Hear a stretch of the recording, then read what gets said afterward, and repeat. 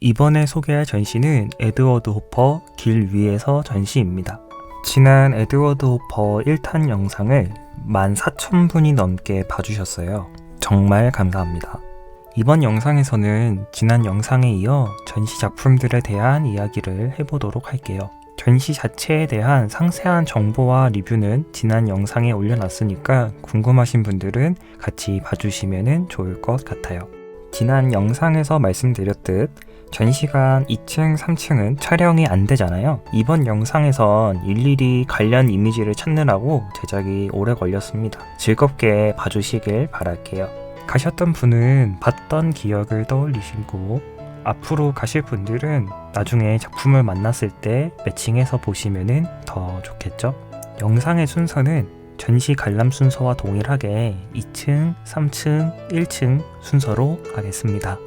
2층 두 자화상, 하나는 선을 그어 지움, 1900년경 작품이고요. 종이에 콩테, 연필로 그린 자화상이 있는데 정말 말 그대로 찍찍 연필로 대충 지었더라고요. 뭔가 거장이 젊은 시절 그린 이런 모습을 보니까 이런 때도 있구나 하고 귀엽기도 하고 피식 웃음이 났어요. 자화상과 선도 습작을 했고요. 실수로 3층부터 본 저로서는 이때부터 계속 습작을 해왔구나 싶었습니다. 호퍼는 펜이나 연필, 잉크, 목탄으로 그린 흑백 드로잉을 하나의 완결된 작품으로 간주하지 않았다. 그럼에도 불구하고 일생에 걸쳐 남긴 수천 장의 드로잉은 예술에 대한 그의 태도와 접근법, 회화를 완성하는 과정을 이해할 수 있는 중요한 작업임이 분명하다. 자화상 1903년에서 6년 작품. 이때부터 이미 빛과 그림자에 신경을 많이 쓴 게 보이더라고요.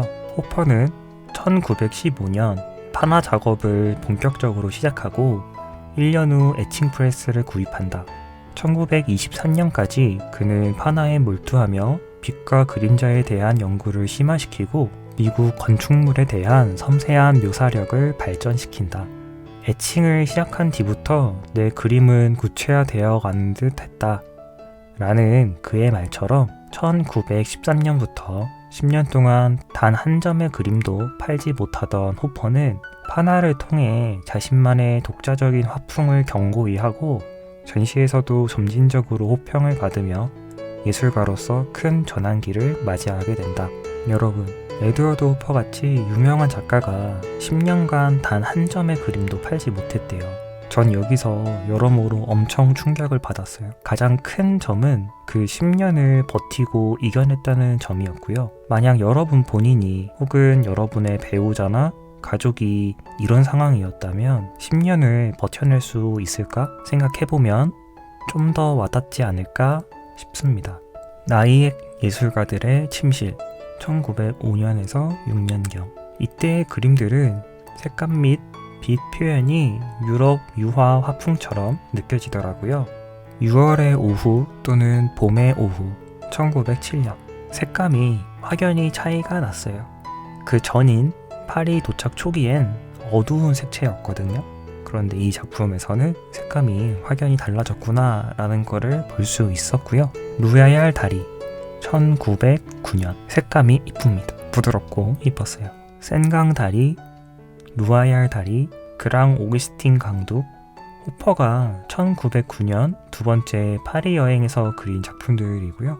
1907년보다 낮은 시점에서 묘사된 작품들은 빛과 그림자의 극적인 표현이 더욱 두드러진다. 이 시기 유화는 작가의 주요 관심사가 빛에 따른 색의 변화에서 빛과 그림자의 연출로 이동하고 있음을 보여준다. 파리에서 그린 파리지앵들의 스케치는 고퀄리티고 당시 사람들에 대한 관심을 확인할 수 있어요. 100년도 더 전의 그림이지만 요즘 그림과도 통하는 느낌을 받았고요. 푸른 저녁 1914년. 유명한 그림이지만 제 개인적으로 크게 와닿진 않았습니다. 그리고 이 작품 앞에 사람들도 많아서 제대로 보지는 않았어요. 작품에 대한 설명을 본다거나 이러면 푸른색이라든지 광대나 앉아있는 사람들의 설명 이런 부분을 중점으로 확인할 수는 있는데 말씀드렸듯 그 작품 자체가 저에게는 크게 와닿지는 않았습니다.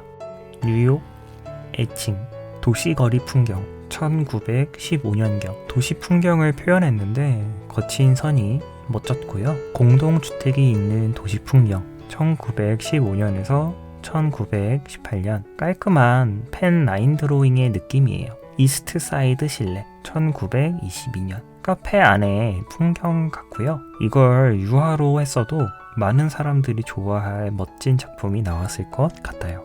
밤의 그림자, 알프레드 히치콕 등 1940년대 영화 등에서 영향을 끼쳤다고 해요. 되게 강렬한 느낌인데 여러분도 한번 보시면 바로 이해가 되실 것 같아요. 1940년대에 등장하는 누아르 영화 스타일을 예고했다. 히치콕, 빔 벤더스, 데이비드 린치를 포함한 많은 영화계 거장들이 그의 작품에서 영향을 받았다.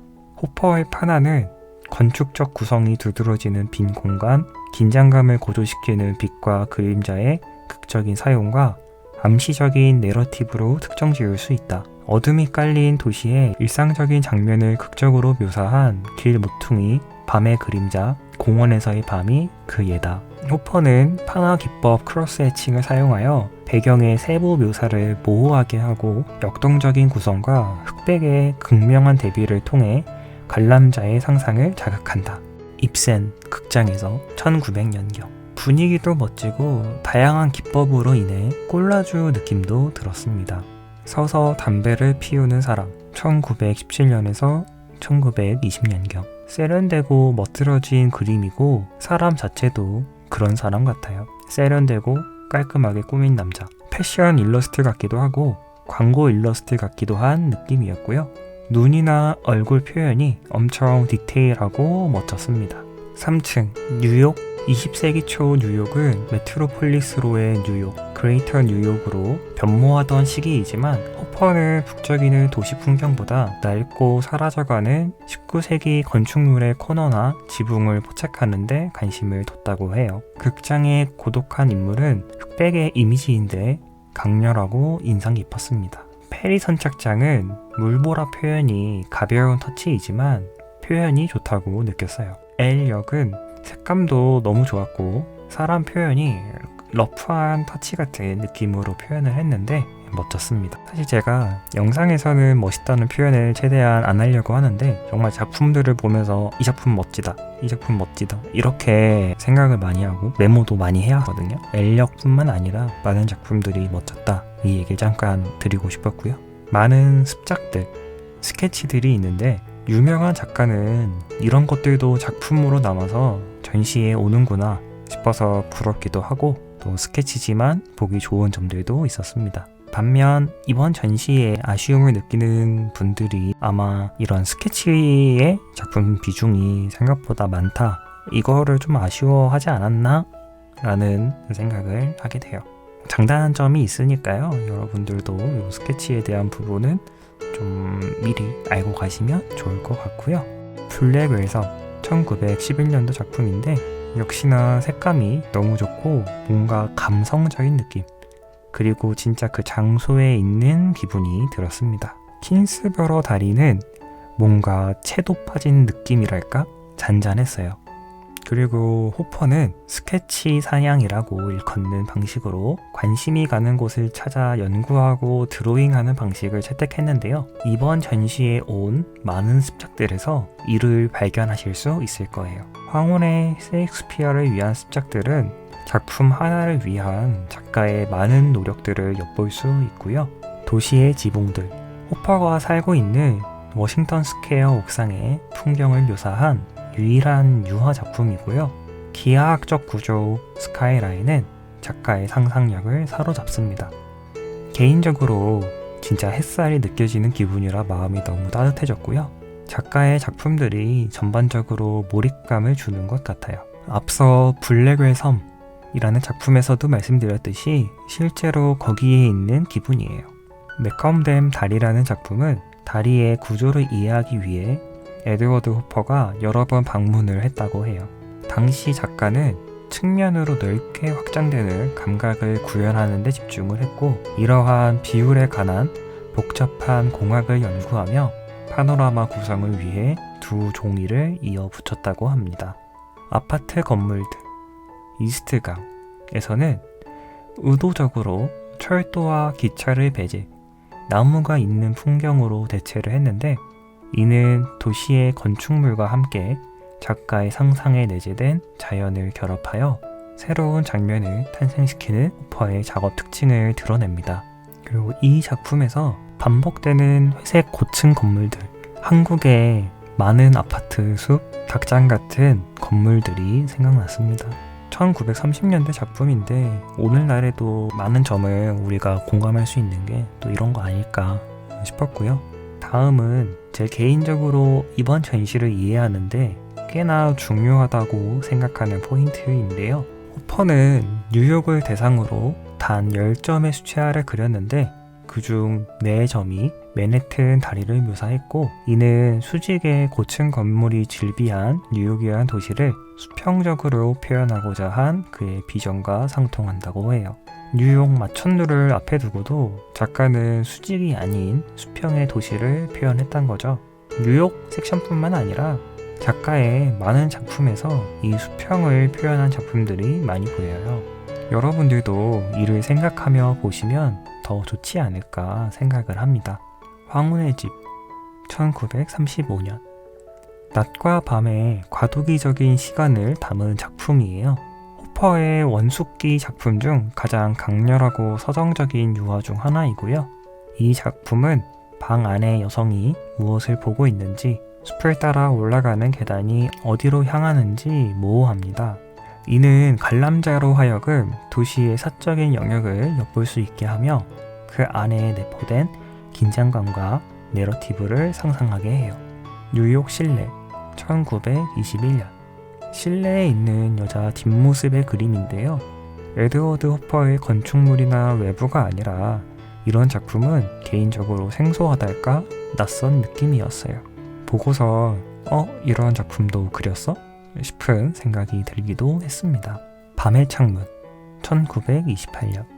정말 맞은편 건물에서 엿보고 있는 느낌이 들었고, 지난 영상에서 말씀드린 이번 전시의 아쉬운 점이었죠. 캡션이 너무 작은데 작품 경계선은 멀어서 캡션 보는 게 유독 힘든 작품 중에 하나였습니다.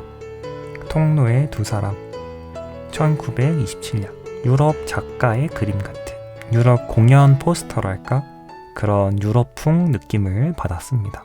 제가 미술사조에 대해서 더 잘 안다면 이건 어느 화풍, 어느 작가의 그림과 유사하다 라고 말씀드리면 좋은데, 그런 점은 조금 아쉽고, 어떤 그림과 유사하다 이렇게 느끼신 분이 계신다면 댓글로 남겨주시면 감사하겠습니다. 그리고 습작 퀄리티와 디테일이 장난 아니었어요.